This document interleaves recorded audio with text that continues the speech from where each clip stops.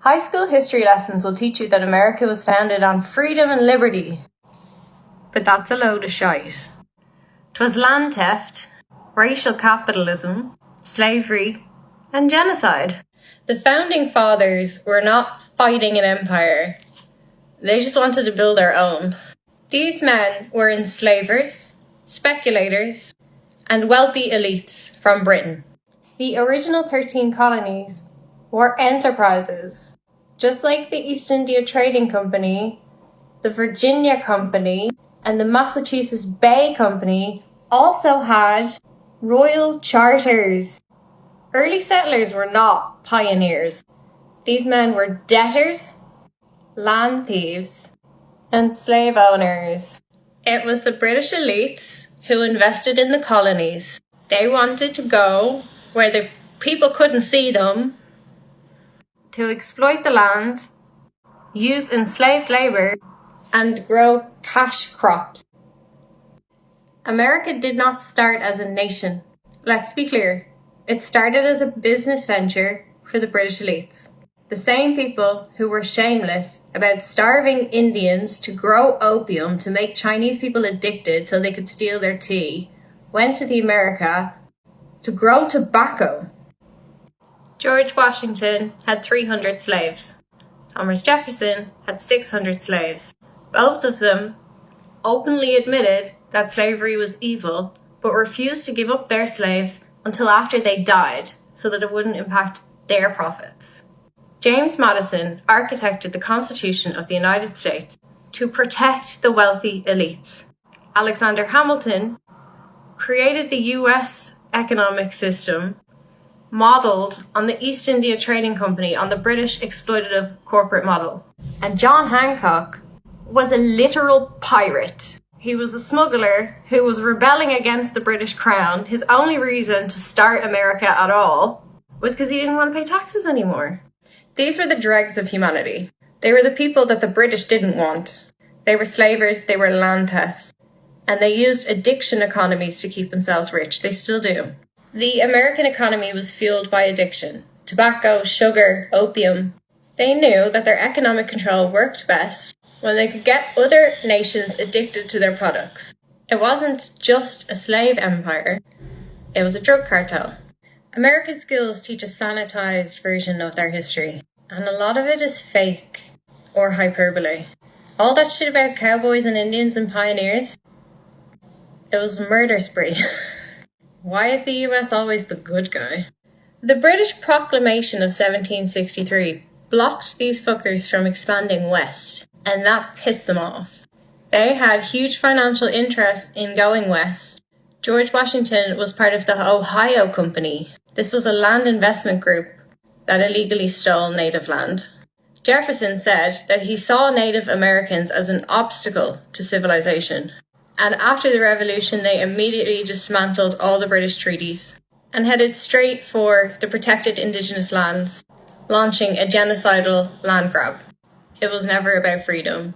It was about profit. The US economy was dominated by slavery, but also smuggling and piracy. And it was when the British cracked down on smuggling that the colonial elites panicked and started the propaganda towards the revolution. They had created the most efficient slave system in the world, turning human bodies into pure capital. The southern cotton industry powered the northern banks.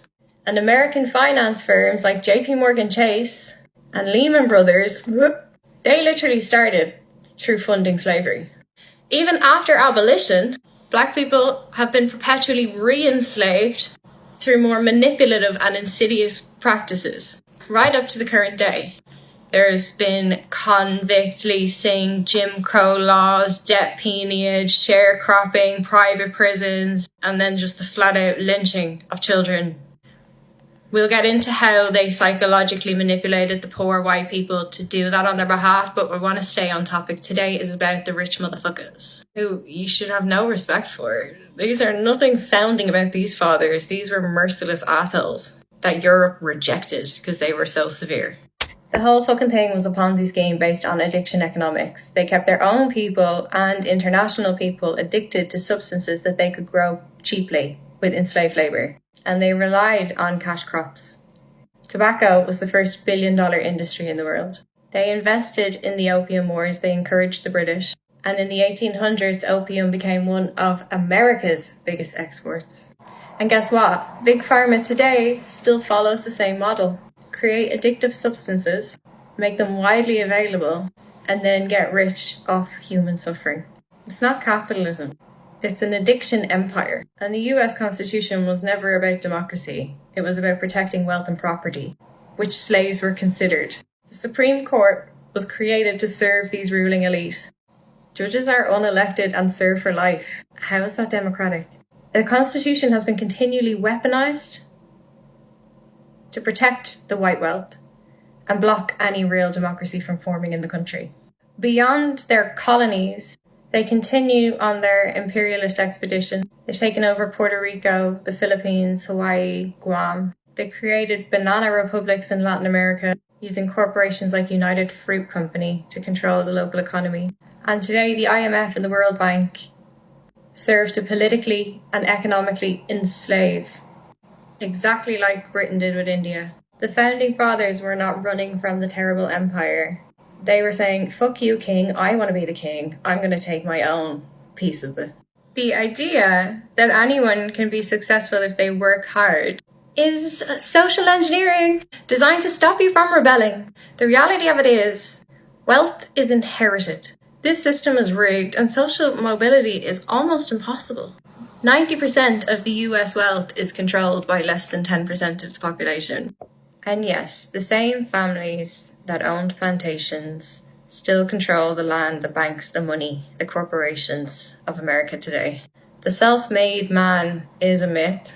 Every single billionaire got rich through inheritance and exploitation and corporate welfare. The American dream is such a lie. Sugar from the Caribbean funded Wall Street banks. By 1850, enslaved black people were worth more than all the railroads, banks, factories, everything combined. They fought wars in Mexico to steal Texas and California just so that they could plant more cotton and expand slaves. And they knew exactly what they were doing. They wrote about this. They debated it. And they made sure to legally protect their wealth while selling to the public the myth of freedom. James Madison even proposed sending the black people back to Africa rather than granting them freedom. The Constitution protects slavery, and they weaponized patriotism. They convinced poor people that fighting for rich landowners was fighting for liberty. And they hilariously built this myth of America as the land of the free, while they literally were enslaving millions of people. They encouraged the poor white people to see the enslaved black people and the Native American people as their enemy, so that they wouldn't all team up together and rebel against the rich. And they created this myth of the American dream, so even the poorest white man could really believe that he too could become a billionaire. The entire American legal system was created to ensure that wealth equals power, and so that nobody outside of the elite class could ever challenge them. The Americans took British concepts of propaganda and psychological warfare, of class control, and brainwashed the American population into thinking that their own exploitation was good for them, was freedom. The US was always an imperial project. It just had better PR than the British. I just want to quickly return to this because, oh my God, look how ugly these men were. You're staring into the eyes of evil. And that's the best they could look, too. These were oil paintings. You had creative control, and this is the best they could do with you? If a person has ugly thoughts, it begins to show on their face. And when that person has ugly thoughts every day, every week, every year, that face gets uglier and uglier until it gets so ugly you can hardly bear to look at it. If a person has good thoughts, then they can never be ugly. They can have a wonky nose and a crooked mouth and a double chin and stick out teeth. But if they have good thoughts, they will shine out of your face like sunbeams and you will always look lovely. Alright, this is calomel. which is toxic in nature. It contains mercury. But for the dastardly Dylans of the Virginia colonies, this was a cure-all ailment that they were taking every day. Doctors prescribed it for laxative. It was apparently a treatment for syphilis, which was very common if you're a pirate. And alarmingly, it was actually given to infants for teething. We're back here. But George Washington took this stuff his entire adult life. John Adams took mercury medicine for years. And he went down swinging with paranoia in old age. Thomas Jefferson had digestive issues, and so he was using it. And Benjamin Franklin had kidney stones and gout, so he was definitely using it. That's not all they took, though. Common painkiller was opium, and Thomas Jefferson took it regularly to treat his diarrhea. Water wasn't safe to drink, so they drank alcohol instead. And they were known to be functioning alcoholics, especially Hamilton and Franklin. They had coca leaf tonics and stimulants for energy. And their wine was stored in lead-lined barrels. Oh, and they used lead-based makeup as well. Lead poisoning will give you memory loss, irritability, and cognitive decline. These guys were out of their heads. Mercury poisoned, lead poisoned, opium dazed, drunk assholes. That's why they look like this. They were rotting from the inside out. Some of the signs of mercury poison: tremors, hands shaking, madness and paranoia, seeing enemies everywhere, turning on their friends, screaming about conspiracies, rotting teeth and gums. Washington had no real teeth left by middle age. Severe mood swings, life, liberty, and the pursuit of happiness 1 minute, and then enslaving people the next. They were nuts, cracker nuts off their heads, drunk, completely addled on poisons. You've been told that the Puritans went to America for freedom, but records show they were sent. Colonialization was not a dream of liberty. It was a pressure valve, a way to remove England's poor, landless class, the undesirable, after enclosures. They were exiled, not invited. Desperate, not free, and useful, not valued. Enclosures pushed thousands off the common land and sent them to workhouses and jails. This overpopulation narrative, waste people, idle bodies, these were official terms used in pamphlets and in legislation. Hakluyt are a mega consultancy firm today. In 1584, the Queen advisor, Richard Hakluyt, wrote, "Let the multitude of idlers that are within this realm be unladen to Virginia." This included indentured servants, convicts, orphans, and Irish prisoners who opposed landlords.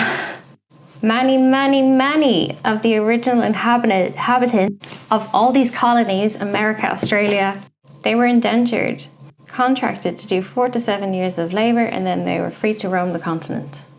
Most of them died. The Virginia Company had propaganda in England at the time that positioned it as an opportunity. But diaries from these generals and legal documents at the time describe it as widespread suffering. The whole idea of the New World was religious propaganda to make them believe they were on a civilizing mission. City on the hill, beacon of freedom. It's all lies. It was manufactured consent. The fabrication of freedom. But you were a slave. Yes, the original white inhabitants of the colonies were brought out there as slaves. In 1788, they started sending convicts to Australia. Over 80 years, over 160,000 people were shipped off. Australia was not built by settlers seeking freedom. They were built by prisoners sent to clear it. They were sent to massacre people, either because of propaganda or force, or a combination of both. Most people who went to Australia were convicted of petty theft. British poor and Irish rebels were sent to South Africa. They were given small plots of land in exchange for loyalty to the empire. They sent 4,000 Britons to act as a buffer, but with other colonial authorities. and the local tribes. The goal was not, again, about any kind of freedom or civilization. Africa, you were a human shield, white people in South Africa. New Zealand was promoted as a paradise to British farmers, again manipulating the working class with the promise of land, fortune, success. They used a lot of coercion to trick kind, naive Maori people out of their land, and then settler soldiers suppressed resistance. Civilization, duty, religion, escape your poverty. What are you having? Which story would you like to be told? These people were naive. They were facing mass displacement of their own. They had been coerced out of their land and into labour. They are just as enslaved as the rest, thinking it was freedom when it was actually exile. Colonisation was not expansion, it was evacuation. Here's a list of sources for you to rabbit hole on your own. But in short, surplus populations became disposable labour. Fuel the colonies. Remember, what was the Virginia Company? Brave little pilgrims fleeing religious persecution, founding America in search of freedom. Thanksgiving, Liberty Bell, Plymouth Rock. It's all lies. It's propaganda. These boats were paid for by British elites.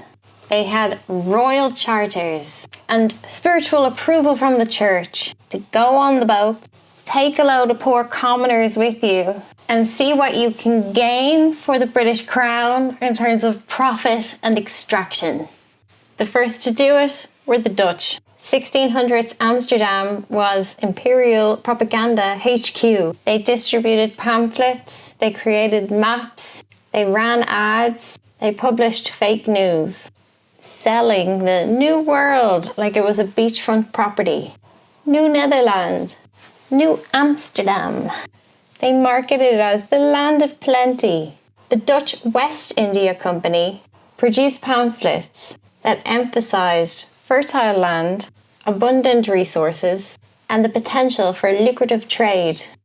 Books like this were produced to provide detailed descriptions of the colony's favourable conditions, while downplaying the challenges of colony life. Cartographers created maps as persuasive visual tools to communicate the promise of the New World. The Virginia Company, the Massachusetts Bay Company, the Mayflower Story, straight up spin. They had printed pamphlets everywhere in Europe.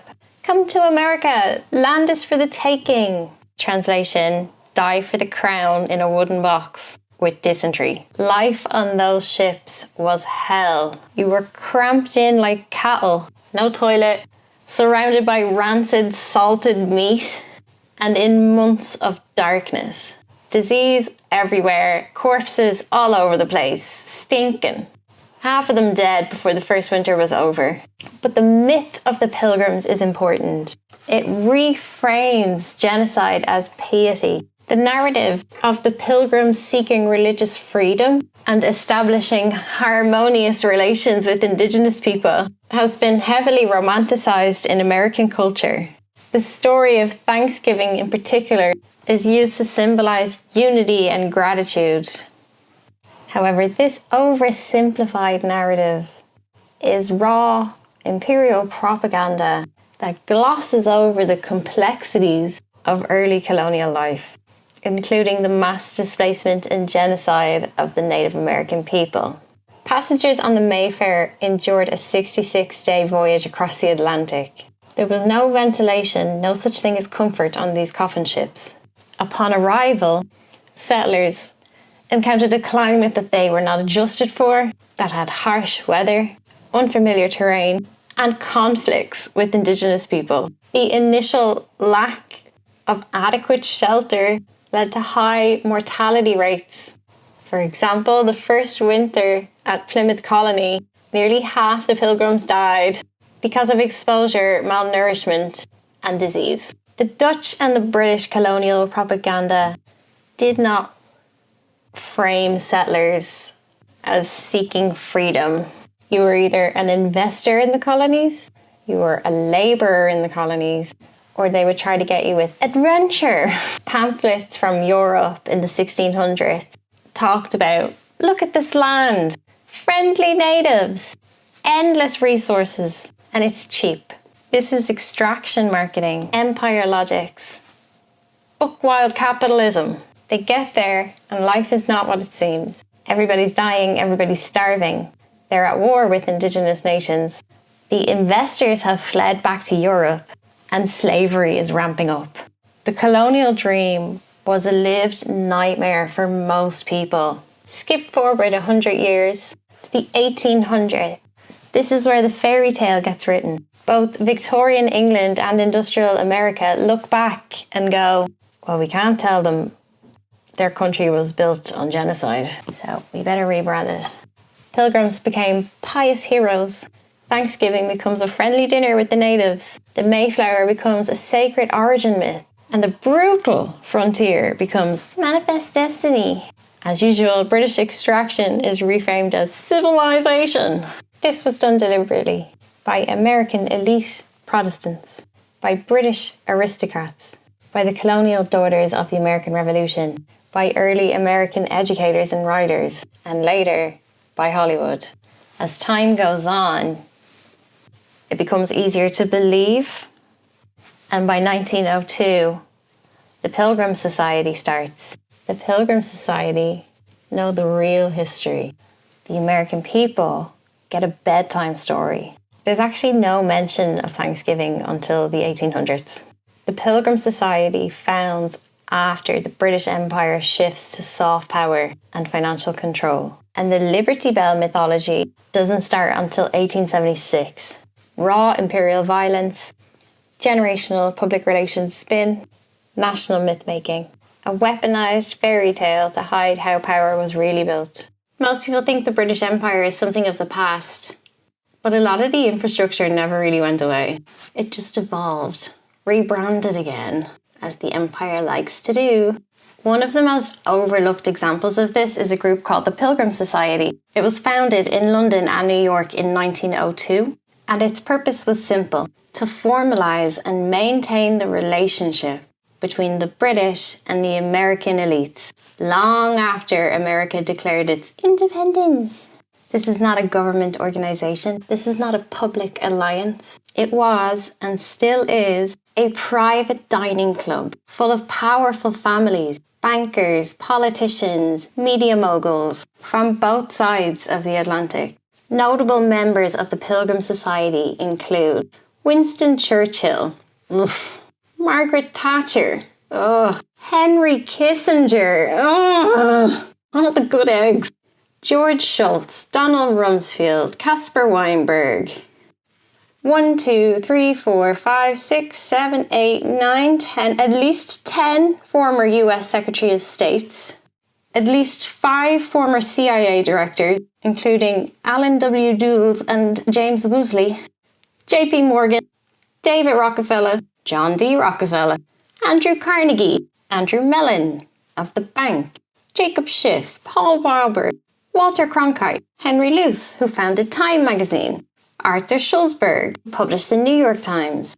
The Queen, the King, is their patron, to name but a few. This membership list reads like a directory of the people who have shaped the modern world. For the negative, leaders of banking dynasties, major media owners, including the owners of Reuters and The Times, political figures like Winston Churchill, and multiple US presidents. These are not isolated individuals. These are connected by family ties. It's old colonial wealth. What makes the Pilgrim Society particularly interesting to me is how this pattern mirrors old structures of power from the British Empire. Land ownership, resource extraction, financial control, and narrative management. The British Empire didn't fall. It now operates through corporations and banks, think tanks, and the media. In the 1700s, the British East India Trading Company was a private corporation backed by royal power. Today, multinational companies have replaced them, but many of the same families who are now involved in global finance trace their wealth back to these colonial systems. Understanding this history helps explain why American foreign policy looks so similar to British imperialism. It helps explain why media narratives across the US and the UK are always so closely aligned. It also helps to explain how wealth and power have stayed so tightly concentrated within a relatively small network of connected individuals.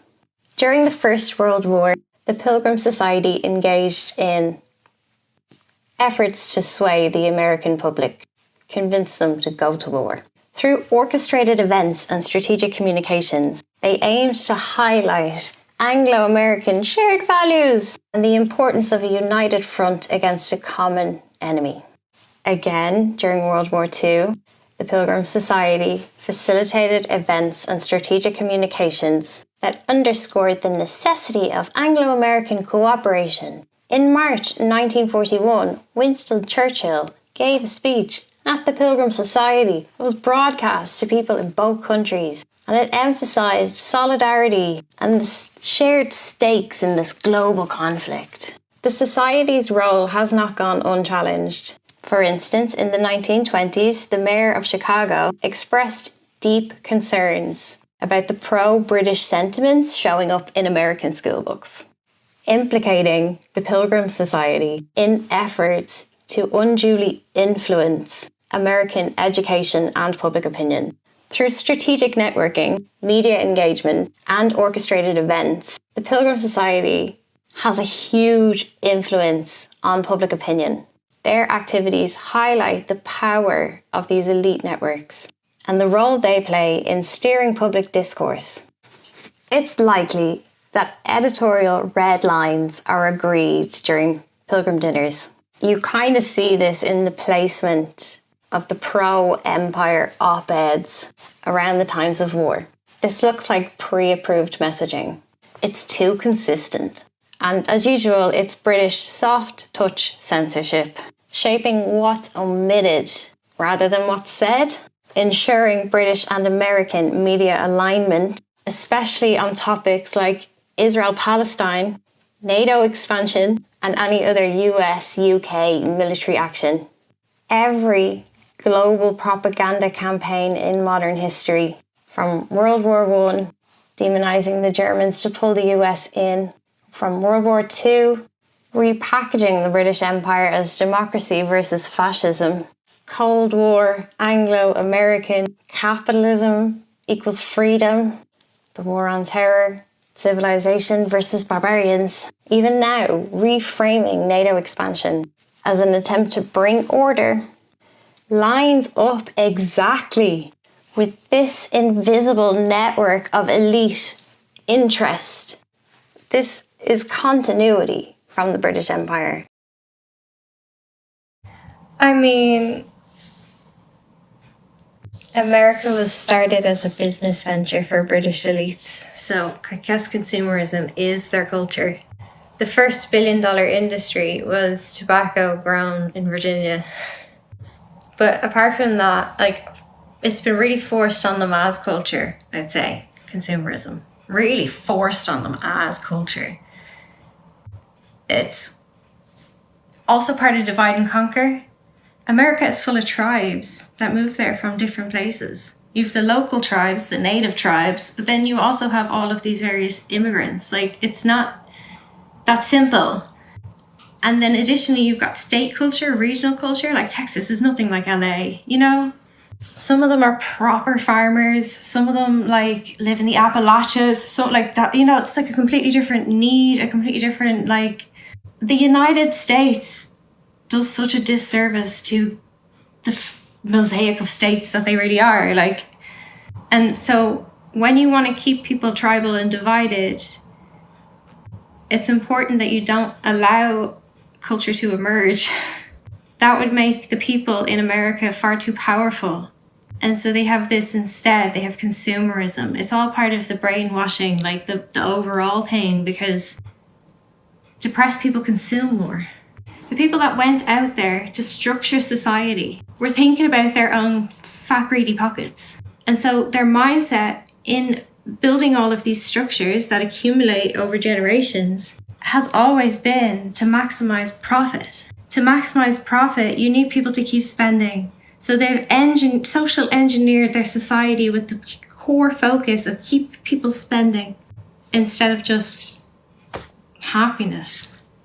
It's honestly one of the biggest crimes against humanity, and it's going to take like 7 videos to properly unpack. Americans are very oppressed. That's why consumerism is their culture. They don't have a choice. The American Revolution is sold as the origin story for modern democracy, the fight for liberty, brave colonists standing up against British tyranny. But if you strip it back to what actually happened, who made those decisions, who funded the wars, and why, a very different picture starts to emerge. The real fight wasn't between freedom and tyranny. It was between colonial elites and the British Crown over money. From 1754 to 1763, Britain fought the 7 Years' War to defend and expand its colonial holdings in North America, spending enormous sums of money to secure territory from the French. The war was fought largely on colonial soil, with colonial militias being supported by thousands of British regulars. It ends with Britain gaining vast tracts of land, especially in French Canada and the Ohio Valley. And the immediate response from the colonial elites? They were furious. Why? Because instead of opening the new land for settler speculation and westward expansion, Britain issues the Proclamation of 1763, closing off the western frontier and protecting indigenous territory. From the Crown's perspective, this is a stabilising gesture. Secure the border, reduce costs, and prevent another expensive war. From the colonial elite's perspective, it was a betrayal. They believed they were entitled to territory expansion for their loyalty. The Proclamation of 1763 forbids Western settlements past the Appalachians. It declares that land past this line is indigenous territory. This angers the land speculators. It is the single most economically significant imperial restriction placed on the colonies. And it triggers the land-hungry elite to start pushing for independence. Then, in 1764, the Crown passes the Sugar Act. This is designed to tighten customs enforcements on sugar and molasses trade. It's the British Crown trying to clamp down on smuggling. It threatens powerful merchants like John Hancock, who had made his fortune through smuggling. In response to this, legal arguments start circulating in printed pamphlets. Lawyers and pamphleteers frame the Sugar Act as a constitutional crisis. So, in 1765, the British passed the Stamp Act. This required you to pay stamps on all printed materials, newspapers, contracts, pamphlets, etc. This is seen by colonial elites as a direct tax on the means of political communication. In response to this, they launched their first major coordinated protests. They formed the Sons of Liberty, a semi-secret society of elite agitators and merchants. And pamphlet production explodes. They start to hold public protests as theatre. Hanging effigies, staged riots, symbolic burnings, and newspapers start to reprint speeches, turning the grievances of wealthy colonists into populist slogans. Britain repeals the Stamp Act due to pressure. This has a psychological effect. It validates protest as a tactic. It creates a feedback loop.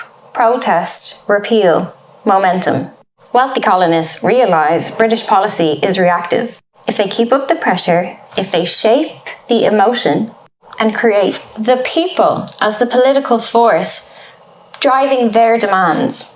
Wealthy colonists repeatedly describe British taxes as enslavement. They called the Stamp Act chains. They called the Tea Act tyranny. And they printed pamphlets warning that the colonies were being reduced to slavery. This was said in public, in print, by men like Thomas Jefferson, who, despite enslaving at least 600 people, is quoted in reference to British taxes as saying, "We have been reduced to slavery." George Washington warned of chains being forged in London, but based on the slave census of 1799, of the 317 enslaved people who lived with him at his residence in Mount Vernon, at least 120 of them were under the age of 16. He assigned chores and physical labour to children as young as 4, and he would separate them from their parents deliberately.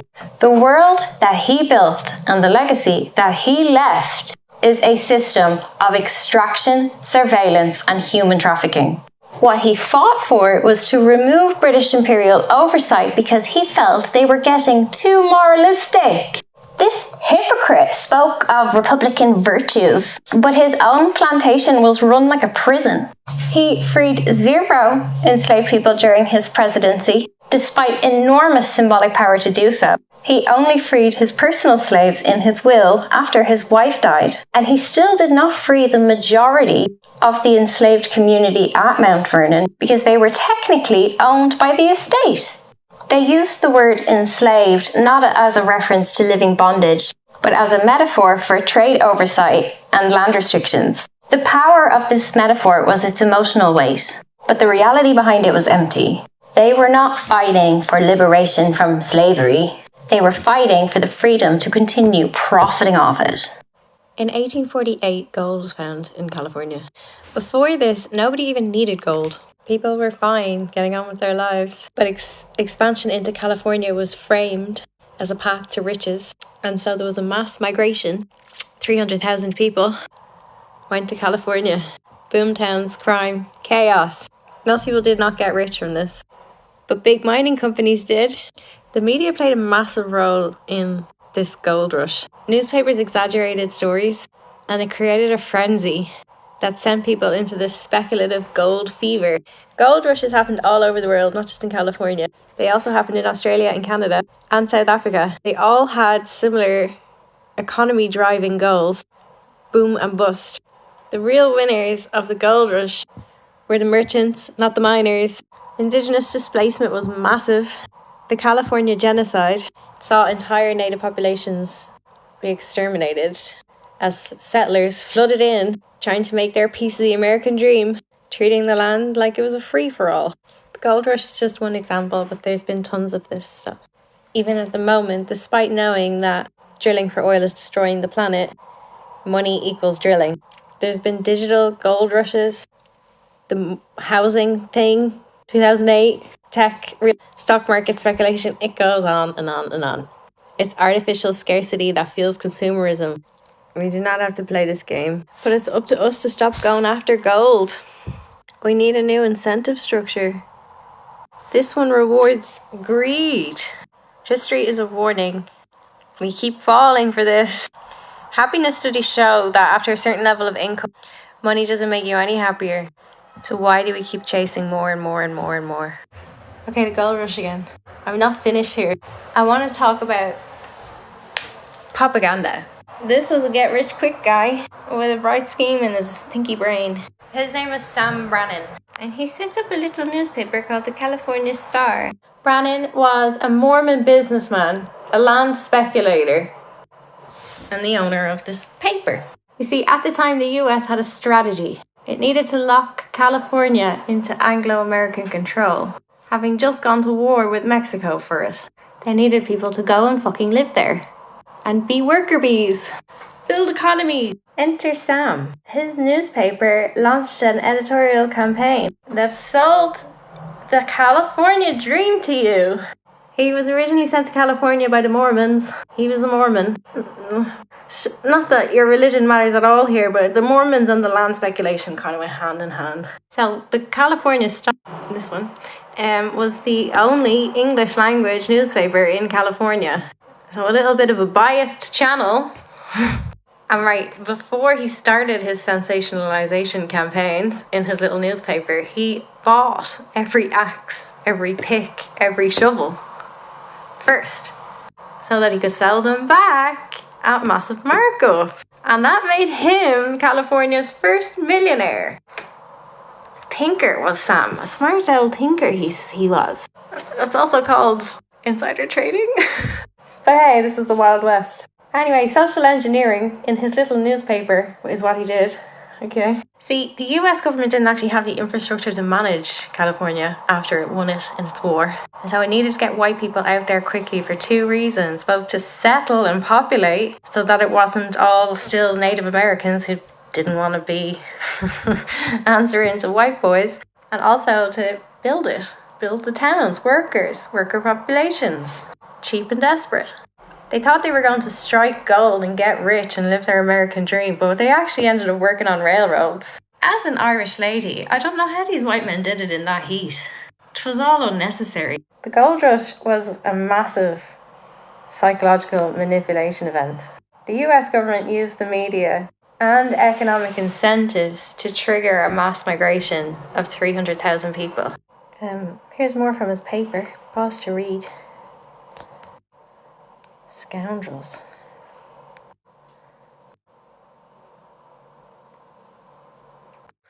Manifest destiny was a 19th century ideology, like a thought that people had.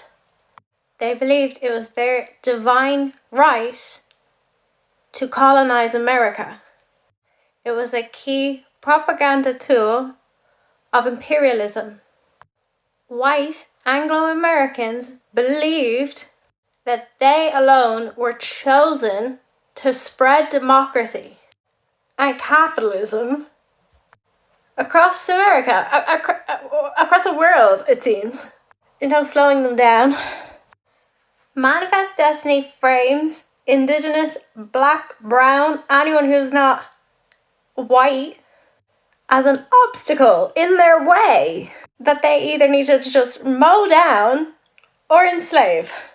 The US ruling class used Manifest Destiny as a propaganda tactic to invite other white people into their club to enable the spreading of this diseased capitalist mindset and allow for an acceptance in society for some of the most brutal behaviour ever exhibited by a human being. In 1846, while the British were letting the Irish starve, the Americans were genociding Mexico. Manifest Destiny is a psychological weapon. It conditioned US citizens to see expansion of the territory as not only inevitable, but their divine privilege. The same way British people condemned the Irish for being Catholic, it was an easy sell to tell Protestants in America that they were better than Mexican Catholic people or Indigenous Americans who were seen as tribal and barbaric. In the name of Manifest Destiny, US has sucked itself up across the world with 750 military bases.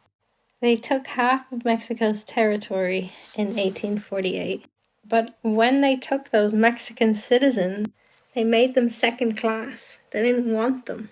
And they had to discard their laws, their language, their culture. And then the hegemony starts, absorbed into the American dream, while ownership structures were forcibly changed to benefit Anglos again. What do you think you know about Afghanistan? Okay. So the US spent trillions on Afghanistan, lost thousands of soldiers, and left the country worse than ever. The Taliban took power back. In 2021, the US left Afghanistan after being there for 20 years. Immediately, the Taliban returned. Immediately, schools closed for girls. Immediately, most women were forced out of work, had to fully cover themselves and couldn't travel without a male present. So they've destroyed the lives of women in Afghanistan forever. Why were the US there? To the rabbit hole. After World War II, the US and the USSR started the Cold War. The goal of the Cold War was to weaken each other without actually going to war, or at least not in their own countries. They started a load of proxy wars, funding the opposite sides. How the Western masses have lived through the Cold War and still not cottoned on to divide and conquer as a ruling strategy is beyond me. But Afghanistan was their biggest proxy war. Afghanistan had a communist government backed by the Soviets, and the Mujahideen resisted that government. This was the CIA's biggest and most covert operation in history. Billions of taxpayer money was secretly funneled to the Mujahideen. And every dollar the US sent, Saudi Arabia matched that. Osama bin Laden was born into a powerful Saudi Arabian family. Bin Laden was raised in a wealthy, devout, deeply connected to the monarchy family. But things changed in the 1980s. Bin Laden traveled to Afghanistan, funded by US and Saudi money. He started to build training camps and recruit Arab fighters to the Mujahideen. He positioned this as a place where Arab fighters could go and prove themselves in the jihad. The US encouraged the jihadists because they were useful against the Soviets. At this stage, bin Laden was still aligned to the Saudis and the US. In 1989, the Soviets withdrew from Afghanistan and it fell into chaos. Warlords were fighting each other. The US abandoned them, and the Taliban emerged. Bin Laden went back to Saudi Arabia thinking he'd be a hero, but the Gulf War had just broke out. Iraq had invaded Kuwait, and Saudi asked the US to protect it because they're good friends. Bin Laden didn't like this. Saudi Arabia is very holy land to Muslims, and he is not okay with having US troops on it. He offered Saudi his own fighters, but they let US troops set up camp in Saudi. In Riyadh, they never went to Mecca or Medina. In 1991, Saudi Arabia exiled bin Laden, and he fled to Sudan and then to Afghanistan. And it was in Afghanistan that he built Al-Qaeda. He was planning a whole global jihad.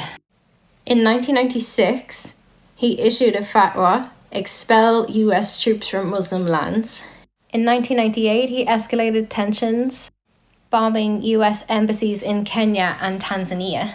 And in 2000, he bombed the USS Cole. Bin Laden and his followers were extremists. They seen the American military as colonialism and imperialism. They believed that attacks on American citizens were justified because they were retaliating to Americans attacking them. He deliberately attacked these symbols of economic power.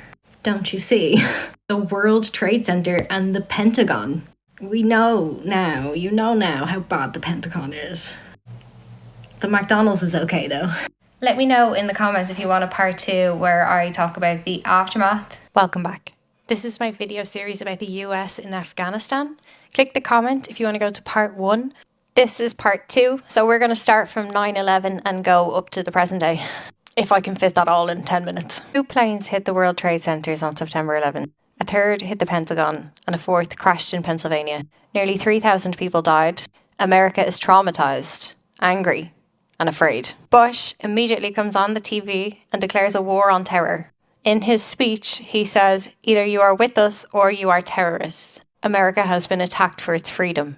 Before any investigation, before any claims of responsibility, before the second tower had even collapsed. Airplanes have been his terrorist weapon of choice in the past. They have, because they hold for someone like a bin Laden. This act. Terrorism against... American news anchors were already declaring a war on terror. Tom Brokaw of NBC News quoted the morning of 9/11, 9 a.m., like 9:46 a.m. as saying terrorists have declared war on America. How do you know? The media wasn't waiting around for facts. They were going to tell you what was going on. Because whatever it was, they were the controllers of the narrative. A disaster had struck America, and the media needed to control that. This induces panic. America under attack, thousands dead, terror. It forces the viewer into an emotional reaction. They are shaping how your brain will respond before you can even think about it. Instead of saying, rah, terror, we're under attack, imagine this had just said, explosion reported at WTC. Unclear cause of tower attack. But within literal minutes, they already had terror experts on the phone. That's not reporting, that's narrative. Paul Bremer, who later became the US leader in Iraq after the invasion, was on NBC before noon, and he was already suggesting that bin Laden or rogue states like Iraq, remember, Iraq had nothing to do with this, but they were saying we need to go after the people responsible for terror, and they had othered the Middle East so much to the American people that they didn't even know the difference. Who was bin Laden? They don't know, they don't care, they're just angry. So there was no skepticism applied. It was just war, war, war, war. If you remember in part 1, I told you that bin Laden had been building momentum. He had attacked a few different places already, including US Embassy in Kenya. There was no discussion of that on the US news that morning. No speculation about anything other than Islamic terrorism. This is how you manufacture consent, right? It's not about lying to you, because that's too obvious. But you keep the alternative narrative suppressed. Imagine trying to be a talking head in the US media on 9/11, questioning why all the terror. So by midday, they were already comparing it to Pearl Harbor. Fox and NBC had retired generals from the army on all morning. They aired nothing but the Twin Towers on fire 24 hours a day for weeks and weeks and weeks and months and months and months after the event, re-triggering people's shock and trauma, making them more susceptible to the propaganda.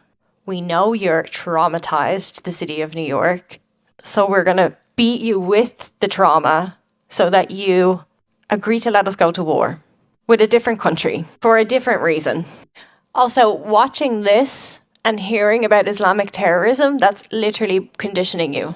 You're associating this trauma that you're feeling with those terms, subconsciously. This is Edward Bernays again, the nephew of Sigmund Freud. These are shock and awe tactics we've known about for 100 years, and they were deployed in the media to sensationalize and dramatize 9/11. There's still entire tributes on these channels to 9/11 now, today, every September. That is because of how ingrained the trauma of this event was in the aftermath, conditionally. Whatever Americans felt about 9/11 in their brains initially, over time, there became deep subconscious associations. They feel rage and helplessness and prime for war. This selective visual reinforcement makes one side's violence feel righteous, and they use this fear to pass the Patriot Act. Come back for part 3.